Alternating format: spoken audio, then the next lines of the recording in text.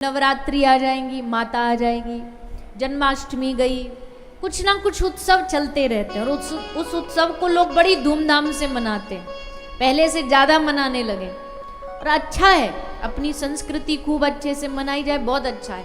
पर एक बात हम इसमें जोड़ना चाहते हैं और वो ये है कि आप केवल उत्सव मना लो, पूजा पाठ कर लो, वो तो ठीक है, वो करना ही चाहिए, लेकिन उसके साथ साथ जब तक आप हरि नाम का जाप नहीं करोगे ना, तब तक मन में बदलाव नहीं आएगा। मन बदलेगा नहीं, मन बदलेगा तभी जब भगवान का नाम जाप करना शुरू करोगे। क्योंकि अगर केवल फेस्टिवल ही मनाना हो, उत्सव ही मनाना हो, तो उसके लिए तो बाजार जा करके कोई भी 2-4 हजार का सामान ले आओ, फूलों से सजा लो और बस हो जाएगा। उसमें ज़्यादा मेहनत नहीं लगती। मेहनत किस में लगती है? मेहनत लगती है मन के काम में, जो मन से किया जाता है। बाहरी चीज़ तो बाजार में मिल जाती है, पर नाम जाप कैसे करें? मन ही नहीं है भजन करने का। बाकी जो काम बाहरी आसान पैसे से मिल जाते हैं वो तो हम कर देंगे, पर जो हमारे मन से प्रकट करना है वो काम नहीं करते, हरि नाम नहीं करते। इसलिए आप सब लोग तो कथा से जुड़े हुए हो, एक बार नहीं, 2 बार नहीं, 10 बार सुन लिया आपने, पर इतनी सुनने के बाद भी अगर आपने अभी तक नाम जाप शुरू नहीं किया ना, तो माफ करना, हम ये कह रहे हैं हमारी सारी कथा सुनना बेकार है। जब तक भीतर भगवान का नाम नहीं जाएगा तो क्या सुना हमने? जब तक हमने माला जाप नहीं शुरू किया तो क्या सुना हमने? शास्त्र महापुरुषों की वाणी तो बार बार यही कह रही है कि हरि नाम जपो, हरि नाम जपो, कलयुग केवल नाम आधारा, सुमिर सुमिर नर उतर ही पारा।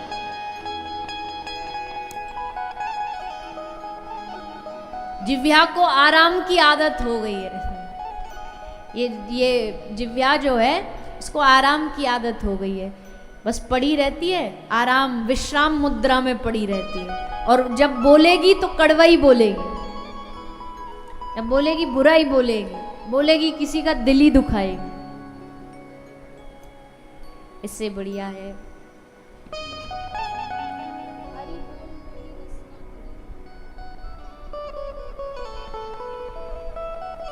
श्री बिंदु महाराज, ब्रज के एक बड़े अद्भुत महापुरुष हुए हैं श्री बिंदु महाराज। उनका ये भाव है। क्या भाव है? बोले दुनिया में सबसे आप वार्तालाप करते हो ना, कम्युनिकेशन करते हो, बातें करते हो, पर कभी कभी अपनी जिह्वा से भी बातें किया करो। क्या बातें करनी है? बोले इस जिह्वा को समझाओ, अरे बावरी जिह्वा, तू बस यहाँ की वहाँ और वहाँ की यहाँ करने में लगी रहती है, निंदा में ही लगी रहती है, किसी की बुराई करने में ही लगी रहती है। कभी कभार बैठी बैठी भगवान का नाम भी जप लिया कर, कभी कभार बैठी बैठी भगवान का स्मरण भी कर लिया कर। नहीं तो ये तुझे जो प्राप्त हुआ ना गुण, क्योंकि जिव्या के पास बहुत बड़ा गुण है। जिव्या चाहे तो कुछ भी करा सकती है। जीव चाहे तो बरसों पुराने दुश्मन को दोस्त और दोस्त को दुश्मन बना सकती है। इतनी ताकत है इसमें। कहते हैं ना, दांत बड़े अकड़ के चलते हैं कि जीव को कहते हैं कि तू हमारे बीच में रहती है, जब मन चाहे दबा देंगे हम तुझे। जिव्या कहती है तुम तो जब मन चाहे दबा दोगे, पर मुझ में इतनी ताकत है, मैं अपनी पे आ गई ना, तुम 32 के 32 को तोड़वा सकती हूँ। ऐसा बोलूंगी कि ऐसा कोई सामने वाला दुश्मन मारेगा कि सबरे बाहर आ जाओगे। तो जिव्या में बहुत ताकत है, वाणी में बहुत शक्ति है। इसलिए अपनी वाणी को क्या कहना है? श्री बिंदु महाराज लिखते हैं, हरि बोल मेरी रसना, घड़ी घड़ी हरि बोल मेरी रसना, व्यर्थ बिताती है क्यों जीवन, मुख मंदिर में पड़ी पड़ी, नित्य निकाल राम नाम धुन, श्वास श्वास पर लड़ी लड़ी। ये अपनी जिह्वा को समझा रहे हैं शुभिंदु महाराज। अपनी को क्या, हम सबको शिक्षा दे रहे हैं कि ये मांगिए या ये समझाइए अपनी जिह्वा को कि तू अपना सारा जीवन ऐसे ही खराब करती जा रही है, थोड़ा कुछ कमा भी ले, कुछ अच्छा भी बोल ले, कुछ बढ़िया भी कह दे, कुछ भगवान का नाम सुमिरन कर ले। इसलिए वाणी गुणानुकथने श्रवणो कथायाम, इस वाणी का लाभ तभी है जब ये वाणी भगवान का नाम बोले। बाकी तो सब जितने भी शब्द बोलती है ना, ये व्यर्थ ही बोलती है, कौन सा काम आने वाले बताइए। दिन में गिन के देखिए कितने ऐसे शब्द होंगे जो हमारे काम आएंगे। जितने भी शब्द बोलती है ये जिह्वा, सब व्यर्थ जा रहे हैं, सब बेकार जा रहे हैं। पर जब ये जिह्वा 2-5 मिनट बैठ करके राम राम बोलती है, कृष्ण बोलती है, राधा नाम बोलती है, तब जा करके इस जिह्वा को कुछ गुण प्राप्त होता है, कुछ लाभ प्राप्त होता है। इसलिए अपनी जिह्वा से हरिनाम जाप करो, सब करो। जो भी कथा सुनने आए, पहली बार आए वो भी करो, और जो 10 बार से सुन रहे वो भी करो। इसलिए करो क्योंकि कथा का लाभ तभी है जब आप सब इसका परिणाम जानो, आप सब इसका लाभ जानो। और लाभ यही है कि इसलिए सत्संग सुनाया जाता कि भगवान के नाम में रुचि हो जाए। अब आप बरसों से सुन रहे हो पर अभी तक आपकी जिह्वा ने आदत नहीं डाली कि भगवान का नाम जाप करना है, तो इसका मतलब अभी सुनने में कहीं कमी है। मृत्यु सबकी आनी होती है, कोई मृत्यु को टाल नहीं सकता, कोई मृत्यु से बच नहीं सकता। पर मृत्यु को टाल नहीं सकते, मृत्यु के दिन को नहीं टाल सकते, पर मृत्यु को सुधार सकते। मृत्यु सुधरेगी कैसे? कल भी बताया था, पितामह भीष्म ने भगवान से क्या मांगा? क्या मांगा था कि हे नाथ, जब मैं मरूं तो मेरी जिह्वा पर, मेरे मुख पर, मेरी वाणी पर क्या नाम हो? गोविंद नाम लेकर तब प्राण तन से निकले। मरते समय जिह्वा पर कोई दुनियादारी की बात नहीं हो, आपका नाम हो। पर ये चीज आसान नहीं है। कई लोगों को लगता बहुत आसान काम होगा, जब मौत आ रही होगी तो एक बार हाथ उठा के बोल देंगे हरे कृष्ण हो जाएगा काम। बोले भैया इतना आसान नहीं है, सारा जीवन तो माया में फंसे रहे। और तुम्हें लगता है कि वो व्यक्ति जो सारा जीवन माया में फंसा रहा, वो अंत समय में राम नाम बोल पाएगा, मुख से निकाल पाएगा? ये भी एक प्रकार का अभ्यास है।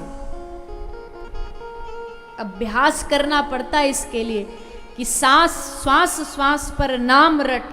हर श्वास पर जब भगवान का नाम जीवन भर व्यक्ति जपता है, जीव जपता है, तब ये निश्चित होता है कि अंत समय में भी उसके मुख से भगवान का नाम निकलेगा। इसलिए जीवन भर अभ्यास करिए। जीवन भर अभ्यास कैसे करना? हरि नाम जपो, कृष्ण नाम जपो, जब हो, जहां हो, जैसे हो, अपनी जिह्वा से हरे कृष्ण कृष्ण कृष्ण हरे हरे, हरे राम राम राम हरे हरे, भगवान के नाम का स्मरण करते रहो, जपते रहो। तब जाकर के इस जिह्वा को आदत पड़ेगी कि हमको अंत समय में भगवान का स्मरण करना, भगवान का नाम लेना। अन्यथा तो जिंदगी भर इसने चुगली करी, निंदा करी, दूसरे की बुराई करी, और ये चाहते हैं कि अंत समय में भगवान का नाम निकल जाए। ये संभव नहीं है। इसलिए राजा परीक्षित कह रहे हैं, नाथ, हे प्रभु, मैं ये नहीं चाहता कि मेरी मृत्यु टल जाए। वो तो कल नहीं, कल टालेंगे परसों आ जाएगी, परसों टालेंगे फिर 1 वर्ष बाद आ जाएगी, आनी तो है ही ना। तो फिर कुछ ऐसा उपाय बताइए जिससे मृत्यु से पहले ही अपने जीवन को ऐसा बना ले कि हम भगवान के योग्य बन जाएं। मन को ऐसा बना ले कि भगवान के चरणों में समर्पित करने योग्य मन बन जाए। अभी मन कैसा है? बोले अभी तो मन में बहुत सारे दाग धब्बे लगे हैं। मैली चादर ओढ़ के कैसे द्वार तुम्हारे आऊं। भगवान ने तो चादर जो दी एकदम साफ स्वच्छ दी थी, पर हमने धीरे धीरे उसमें मैल गंदगी लगाई, जिसके कारण अब भगवान के सामने मुंह दिखाएं तो कैसे दिखाएं। पर चलो मान लिया कि हमारा मन गंदा हो गया, हमारा कपड़ा मैला हो गया, तो कपड़ा मैला हो जाता है तो उसे फेंक देते हैं, क्या करते हैं? बोलो ना जोर से, क्या करते हो? साफ करोगे, धोगे, डिटर्जेंट से साफ करोगे, ड्राई क्लीन कराओगे, पर फेंक थोड़ी ना देंगे, साफ करने की कोशिश करेंगे। वैसे ही मन जो है, अगर उसमें कोई गंदगी हो गई, कोई दाग धब्बा लग गया, तो फेंकना थोड़ी है, उसको साफ करने का प्रयास करना है। और साफ कैसे होगा? साफ होता है विशेषकर दो चीजों से, एक तो सत्संग श्रवण से और दूसरा हरि नाम का जाप करने से। चेतो दर्पण मार्जन, श्री चैतन्य महाप्रभु ने शिक्षाष्टकम में कहा है कि चेतो दर्पण मार्जन, ये जो मन है इसको साफ किया जा सकता है, किससे? हरिनाम से। हरिनाम के जाप से मन की शुद्धि की जा सकती है, इसलिए मन की शुद्धि के लिए हरिनाम जाप अति आवश्यक है। पर आजकल लोगों ने हरिनाम जाप करना छोड़ दिया, बाकी सब साधन कर लेंगे। देखो बहुत ध्यान से सुनना, ये बात को कोई गलत नहीं लेना, पर हम निवेदन कर रहे हैं बहुत विनम्रता से।